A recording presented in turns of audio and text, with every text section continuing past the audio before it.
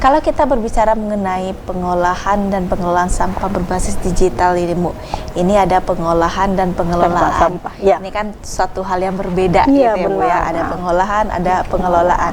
Mungkin bisa dijelaskan sedikit, Ibu, kalau sedikit kita kasih gambaran tentang pengelolaan sampah berbasis digital ini seperti apa, atau apa itu pengelolaan sampah berbasis digital ini, Bu?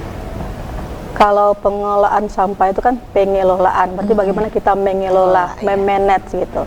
Jadi lebih dekatnya nanti ke bank sampahnya, arahnya ke bank sampah. Jadi bagaimana sampah-sampah ini bisa terkelola dengan baik gitu. Kemudian kalau pengolahan tentunya kita mengolah ya. Misalnya pengolahan sampah organik dan anorganik. Kalau sampah anorganik itu misalnya sampah-sampah plastik, bisa kita jadikan berbagai produk kreativitas ya. Ada misalnya sekarang ada eco-brick gitu, kegiatan-kegiatan yang bisa dilakukan oleh peserta didik kita. Kalau misalnya pengolahan sampah itu untuk yang organiknya itu ibu-ibu rumah tangga bisa menyimpan sisa-sisa misalnya kulit bawang atau sisa-sisa buah ya, kulit buah itu nanti bisa kita jadikan yang namanya ekoenzim. Nah, ekoenzim itu bisa pengganti pupuk cair bagi tanaman. Nah, hasil tanaman kita lebih bagus dengan pupuk cair itu.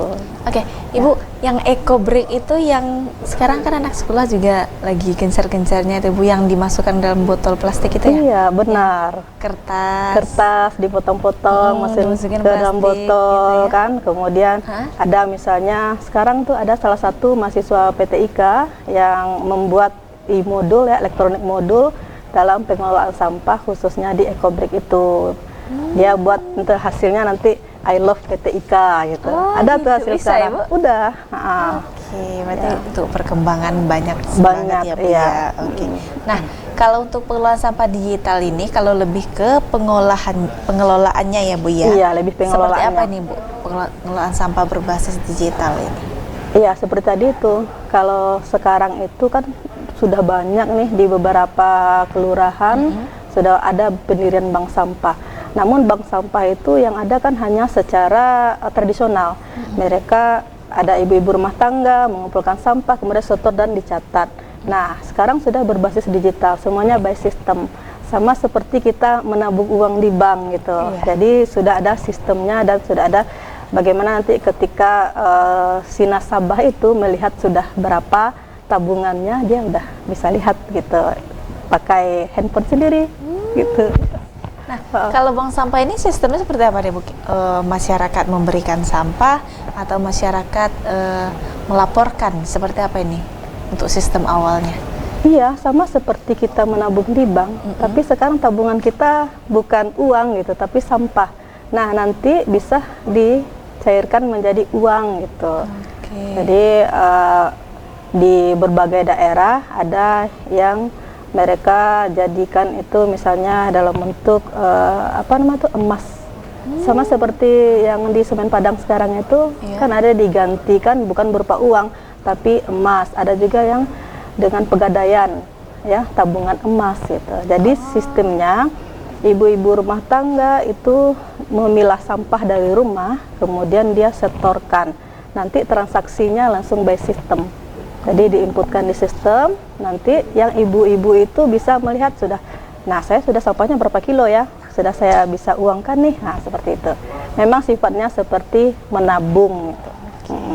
Nah, kalau untuk adanya bank sampah ini, kalau untuk kita terkhusus di Kota Padang ini ada berapa titik bank sampah yang ada kita, Bu? Oh, sekarang sudah banyak ya. Saya termasuk salah satu tim untuk sirkular ekonomi di Bung Hatta dan UNP. Kemarin kami mengadakan FGD dengan bank sampah yang ada di Kota Padang. Itu yang interest itu Ampang Sayo namanya, letaknya di Ampang. Bahkan ya sampah-sampah yang ada di jalanan itu ibu-ibu rumah tangga itu sudah terdetak hatinya untuk mengambil langsung gitu, karena dia tahu, nah ini uang ini gitu. Nah, sekarang kita ini ada botol aqua ya, berarti sudah hebat. Sudah tidak memproduksi sampah. Ya. Nah, kalau untuk masyarakat nih, Bu, terkhususnya kita ambil contoh dari Kota Padang, kalau untuk pengetahuan masyarakat atau kesadaran masyarakat tentang adanya bank sampah ini gimana, Bu? untuk Iya, masyarakat kita? memang menurut penelitian masyarakat kita kesadaran tentang sampah ini belum terlalu baik ya. Mengapa begitu? Karena kita masih banyak melihat sampah-sampah berserakan. Hanya kelurahan yang ada bank sampah itu yang baru masyarakatnya intens terhadap sampah, peduli gitu. Artinya mereka untuk hidup berkelanjutan itu masih merasa penting gitu. Bagaimana hidup berkelanjutan kalau misalnya sampah kita tidak kelola dengan baik, maka ya lingkungan kita menjadi kotor ya. Kotor. Apalagi sekarang ya, untuk di Kota Padang TPA kita itu tahun 2026 itu sudah penuh loh.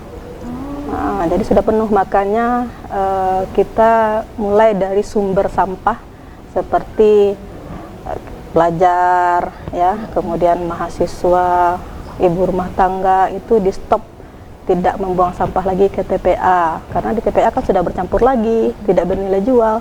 Sebenarnya sampah itu bernilai jual ketika kita kelola dan kita olah gitu. Nah, jadi makanya sekarang kami merupakan salah satu tim yang menganalisa atau melakukan penelitian tentang ini. Memang itu harapannya kepada masyarakat betul-betul bagaimana budaya kita terhadap sampah itu bisa diapakan lah, artinya masyarakat peduli tentang sampah supaya hidup berkelanjutan itu terwujud gitu.